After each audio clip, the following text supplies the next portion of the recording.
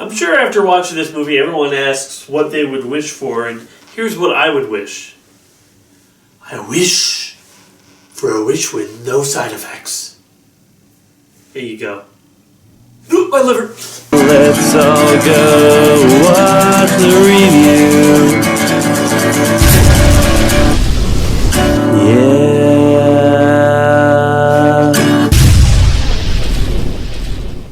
Hey everybody, how's it going? I am Lazy Dude, and yeah, I know, Wonder Woman 1980, what is it? I gotta look it up now. Wonder Woman 1984 has been out for a while, and honestly, it's been like a week or two since I've actually watched it, but I'm gonna do it. I'm gonna review this movie because it's a superhero movie, and it's the first one that I've seen since Infinity War? No, New Mutants. I saw New Mutants, although superhero movie, that might not be the best description for that movie. But anyways, Wonder Woman 1984.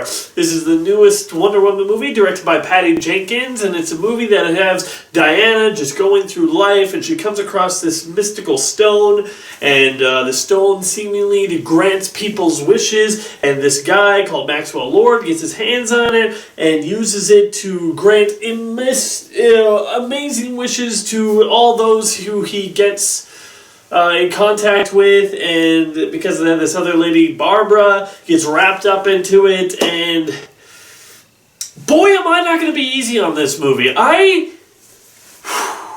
was thoroughly disappointed by this movie. Let me just say that the Wonder Woman movie at the time was, and still is now, was the best out of the DC Universe movies. All the other ones were sucking. They weren't good. Didn't have that emotional center. They didn't have a character that you really wanted to follow and lead.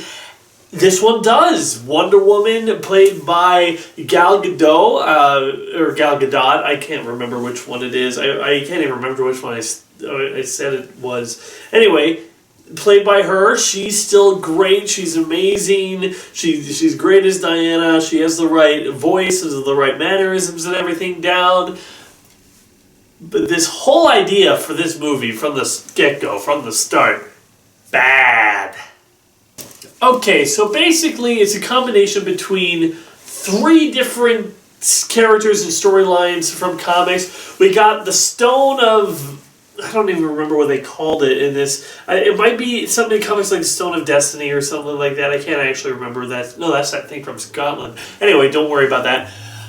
It's this stone that you touch it, you can make a wish, and the wishes will come true, except it comes at a cost, and because of that, every civilization that got its hands on this thing burned into flames, into ashes, and was utterly destroyed because everyone's selfish desires just destroyed the whole world. Oh, so by the way, this is going to be a spoiler thing for this review. What are some of the things I liked about this movie? I don't know. I still like Gal Gadot. There were some things where Kristen Wiig played a good character, but okay, guys, think about every time you've had someone be a pathetic loser that likes the hero, but then it blows up in or then they grow disdain, or in this case they want to surpass them. That has never worked in any superhero movie. You know what's the closest it's come to working? Batman Forever! Here's the thing. Cheetah is a character in comics, and as I said, this is going to be full spoiler review. I'm just going to go into every little thing. Cheetah is a character in comics that have been always so tough to do, because her character isn't as defined as the main villains of other superhero characters. You know, Batman and the Joker, their relationship is easily defined. You can easily get involved in that. Lex Luthor versus Superman, the brain versus brawn aspect of that is just by itself, it's more easily defined. So that all works in that regard. Wonder Woman and Cheetah has always been a harder thing to grasp on, because they didn't really know, like, I think it was like one of the things where she was just a villain and she was a cheetah and then they just used her a whole bunch and then she's her greatest villain, but now it's just like, yeah, but what else is there with her other than her being a cheetah?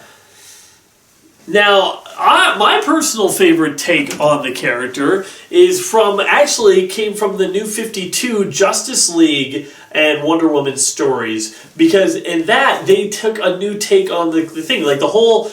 From my understanding, the whole thing was Barbara Minerva was a friend of Diana's who got enchanted with this cheetah spirit, and Wonder Woman thought, oh, this cheetah spirit corrupted my friend and turned her evil. And then in this story in the New 52 that they did, what they did was they had that Wonder Woman's friend was actually a con artist. She was pretending to be Diana's friend just so she could get this cheetah spirit. The cheetah spirit itself was a protector of the world or the forest or something like that. And it was Barbara that corrupted the spirit, not the spirit that corrupted Barbara. And that I thought was such an interesting idea, the human corrupting the spirit, not the other way around. But here they decide to have her go, oh, I'm sorry. Oh, I'm such a klutz. I'm just a nobody. Oh, I wish I was somebody. Ooh, I'm now starting to be a somebody. Ooh, I'm getting all powerful. Ooh, I'm so... You know what she is? She's the female version of Electro from The Amazing Spider-Man. And it's not interesting.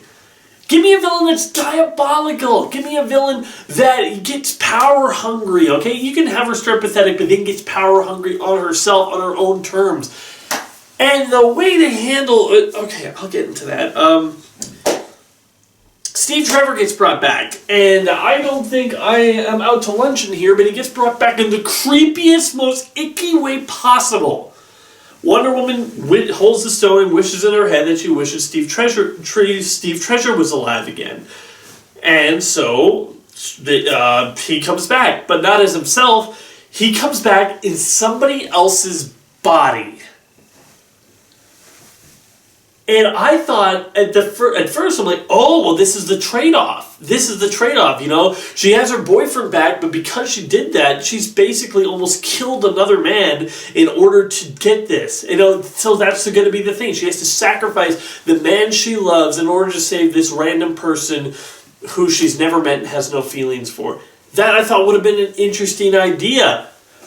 No, they never do that. She's like, okay, let's have sex. And it's just like, the implications of this, I mean, are you technically raping that guy? I mean, it's not your body. You can't just do with it whatever you like. There's a lot of implications of it that are really icky and I don't know why they needed to do that.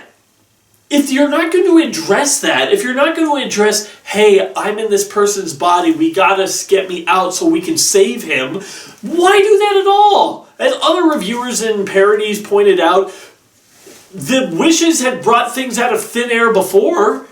Why couldn't it just bring Trevor up out of thin air? Or you know what I thought would have been interesting?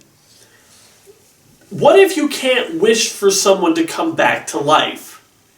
When Diana finds out what the stone is all about, she's like, it's from this god who's the god of deceit and lies and trickery. And it's like, oh, okay. What I thought would have been an interesting twist. What if Steve Trevor was that guy? What if he was that person just having a good time and wanted to play with Diana's emotions? That I thought would have been an interesting idea. But here's the problem. Here's the main problem with this story. Wishes are they're an overpowered plot device. Because you can be like, I wish for an elephant. Now we got an elephant.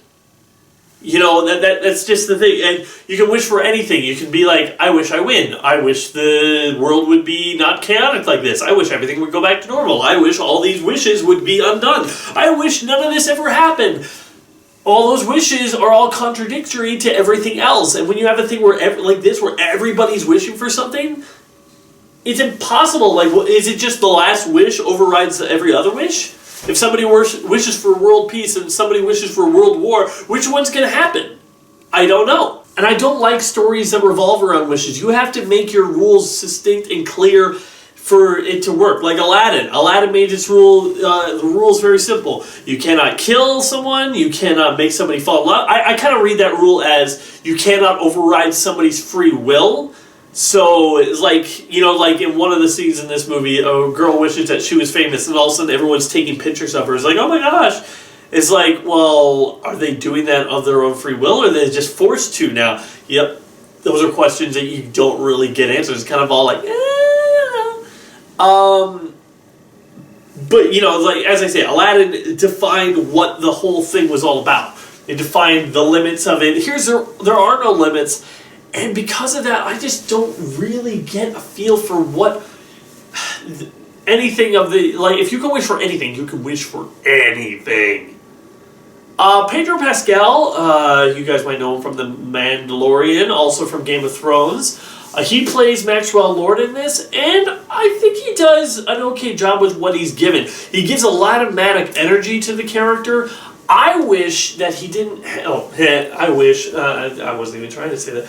I wish that they didn't go this wish we're out with him.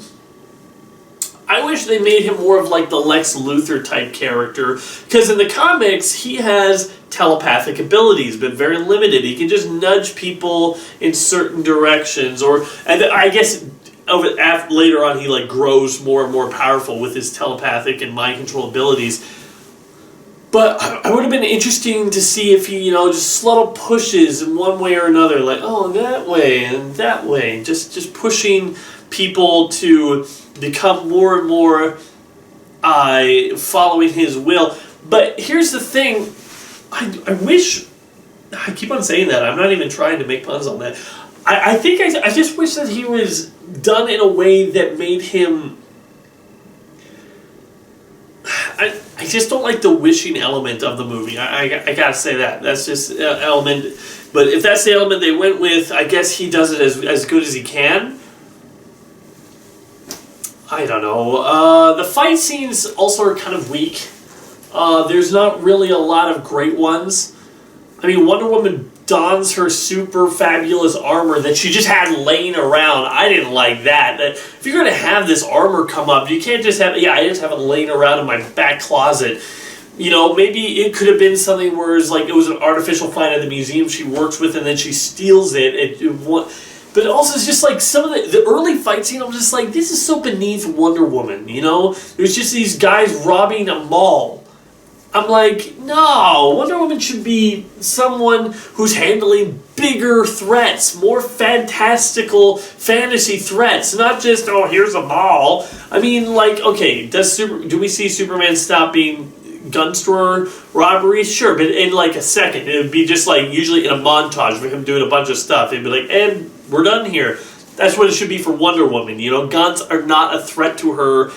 If we're going to show someone attacking Wonder Woman doing something, we got to at least feel like this is something on her level. I'm like, this is something that you could have sent any superhero to do. In fact, Mall Cops could have handled this. Sent Paul Blart in.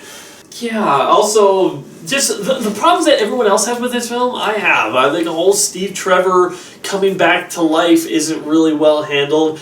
I don't like the way how they fly in a plane to Egypt by stealing it from the museum. Like, yeah, museums aren't going to have their planes, A, loaded with gas, B, Steve Trevor is not going to know how to fly a jet, C, it's just like, I mean, there's going to be so many other safeguards, even in 1984.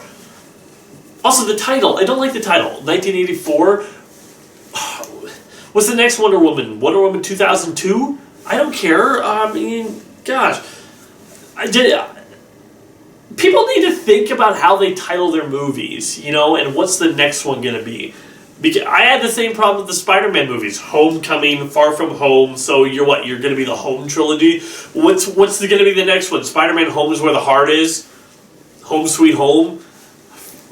Spider-Man Home on the Range? I don't know. It's like... So now these, like, Wonder Woman... And then Wonder Woman 1984, what's next? Yeah, I don't really like that. I was really disappointed with this movie. And let's get into the biggest plot hole that makes no sense, okay? Okay, so the wishing stone. She wishes. Cheetah wishes to be like Diana. Of course, it's one of those things where it's like, oh, you wish for more than you thought you did because now you got superpowers. And then she tells Max in the helicopter. I will say the White House scene, that was actually a pretty good fight scene. That one was actually fairly good in how... I do like seeing Max manipulate people and use that all in order to get his way. I just don't like the way that the story handles it. Especially it gets sloppy with the whole thing with like the satellite. So the satellites are technically touching all of them? It's like, why do you even have to have the touching element in there? Because satellite radio waves touching people, that doesn't make any sense. That's just weird. Just have it that as long as people see you and acknowledge you, say a wish, they don't have to be touching. I don't know. Touching it seems a little bit like far-fetched. Anyways, what was I saying? I was talking about... anyway, yeah. So they're on the plane, and she's like, I'm going to be an apex predator. And then he's granting wishes to everyone through this satellite thing. And he's like, and I'll take your strength, and I'll take your speed, and I'll take da-da-da-da-da-da-da, and I'll put it into her. And next thing you know, she's a cat. I'm sorry, were cats asking for wishes? Like, because she couldn't change her wish. She couldn't get another wish. She already used her wish. So how does him granting other people's abilities turn her into a cat? Like, I thought if you're going to build up Cheetah, this is what you should have done. You should have had her in his, and I wish you would have gone with what I suggested earlier with the con artist thing, where she's in here, she's friends with Diana, she's trying to find everything, and then maybe she uses the wishing thing to get this spirit in her, or something like that, but it leads to the next one, for the next one. I think that way, because, look, finding an enchanted item that has a spirit of a cheetah warrior that turns her into a cheetah technically makes more sense than him saying, you have that person's speed and that person's strength, and all of a sudden, I'm a cat now! How? I really think for Cheetah that what they needed to have had her be this con artist that is manipulating Diana and using her powers and abilities for her own personal gain in order to get power herself, and then she does, and then she goes away, and then that can lead into later films or something like that. Because honestly, her turning into a cheetah in this is lame. Like, for example, in the first Aquaman movie, we get Ocean Master giving Black Manta some gear, and he uses it and adds his own personal thing into it to make him the Black Manta and to be a threat to Aquaman. But he's not the main villain of the movie, but you see a little bit of his origins. Now, in the next movie of Aquaman, if they ever do it, or whenever they do it, then we'll be able to Black Manta will probably be the main threat, the main villain, but we've already set him up. We've introduced him. I feel like that's what they should have done with this Wonder Woman movie. Set Barbara up. Introduce her. Because now it's like, what else are you going to do with her? What else can you do with her? Why did you change her? Even if you wanted to make her evil, or maybe she gets the taste for power here, and then she craves it, and then she manipulates Diana into getting more of it later, don't turn into a cat! Have her be like in the maybe just wearing some leopard print or whatever, and then, and then just beating up on Diana as a person, and then later she, and then the next one she manipulates Diana and uses her in order to get more powers, and then she turns into the cheetah cat character, because if you had no idea what comics were, or what, what these characters were in comics, you're like, why is she a cat? It doesn't make any sense. Okay. I also felt the scene where she leaves Steve behind was very weak. I didn't like that. He was like, okay, goodbye. And then he's just like in a corner, like, I love you. And she's like, I love you too. I mean, that wasn't really, I didn't feel any real emotion in that scene.